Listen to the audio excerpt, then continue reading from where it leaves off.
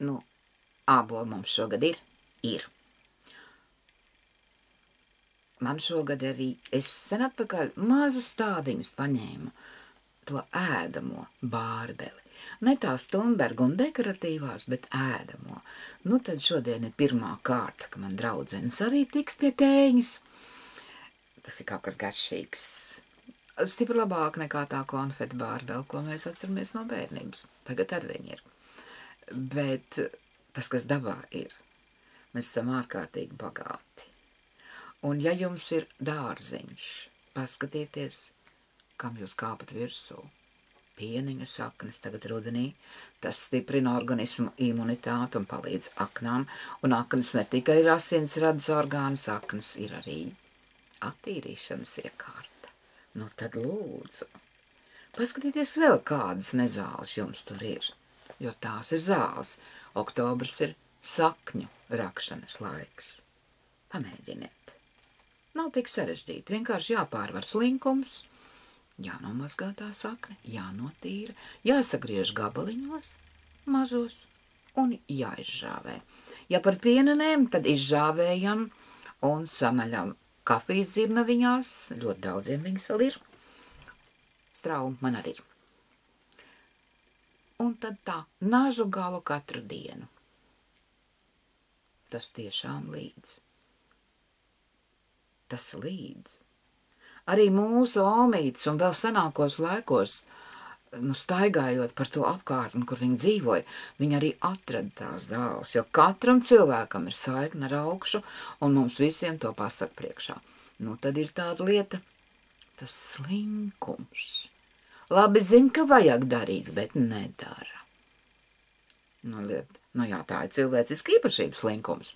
Tas viss ir saprotams, bet ja gribat labi justies, un lai negribētu lieku naudu aptiekā tērēt, daudz kas mums ir dabā. Nu, vēl var kaltēt ābolu mizas. Ļoti laba vitamīna tēja. Lūdzu, smalki sagriezt. Mizas ēst nevajag. Agrāk omītes un opīši tā arī darīja. Nomizoja ābolišus, izžāvēja miziņas, tas tējai, un ābolīt sagriež ripiņās un ēd vai šķēlītēs. Lēnām. Viss ir uzsvars uz lēnām un izgaršot baudu. Bet šodien tajā trakajā steigā, kad cilvēki nejādas, kur skrien, piebāž pilnas vaigas un pēc tam paši mokās nost. Kam to vajag? Jums to tiešām nevajag. To, kad arvien vairāk sāk runāt par to, ka cilvēki ir ārkārtīgi dažādi, un visi ir cilvēki, un neviens nav dīvains, jo katram šai pasaulē ir vieta. Un tas būs, jāpieņem visiem.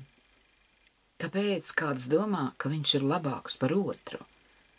Tā nav taisnība, jo katram šeit ir savs uzdevums un savu misiju. Tikai jāatrod īstā vieta.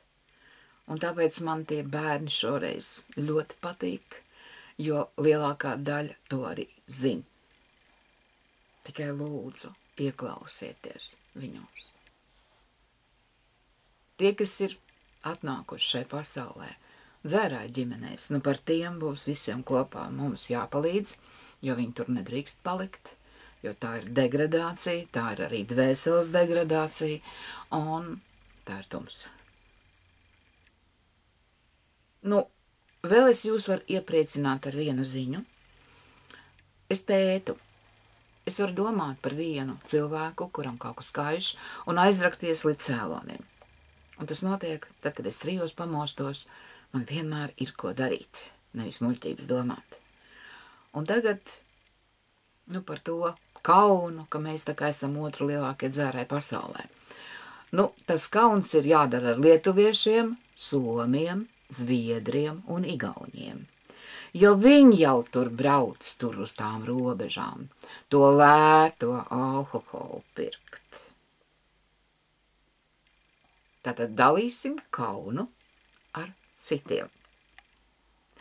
Bet tad mums ir jāmācās arī prieku dalīt ar citiem. Un prieks ir tas, ka mums ir brīnišķīgi dakteri, kad Ar to var lepoties un neklausaties tajos, kas jums stāsta, ka tas nekas nav, šis nekas nav, un slimības aprakstus internetā nevajag, ja tas nav mediķis, kas par to runā, un arī mediķis no mediķa atšķirās. Es runāju par tiem, kam tās tukšās acis, un kuriem pašiem ir alkohola liga. Tur jau cilvēku vairs nav, kur no dakteris. Arī tādi ir. To var redzēt pēc acīm, pēc sejas. Tikai mums viss izliekas, ka neko neredz, un kad viss ir kārtībā. Tad pietiek melot un izlikties, un visi jānoliek pie vietas. Beigsim melot. Nevajag. Agri vai vēl tie meli lien ārā. Un par dakteriem, mīļie pacienti, nu nenesiet viņiem saldums un konjakus, ja jūs tos cilvēkus mīlat. Tas ir ļoti slidens ceļš. Jūs to gribat, lai viņi dzīvo un ir priecīgi un veseli. Es arī. Un vispār nekur ne pie viena ciemos nav jāiet ar saldumiem, lūdzu. Un ar pudelēm arī ne. Var to darīt savādāk, ar skaistu paldies. Es arī šorīt sarunā. Jā, krievu valodā. Cilvēks Rīgas slimnīcā. Viņš man teica paldies, ka jūs esat. Es esmu un būšu. Atā.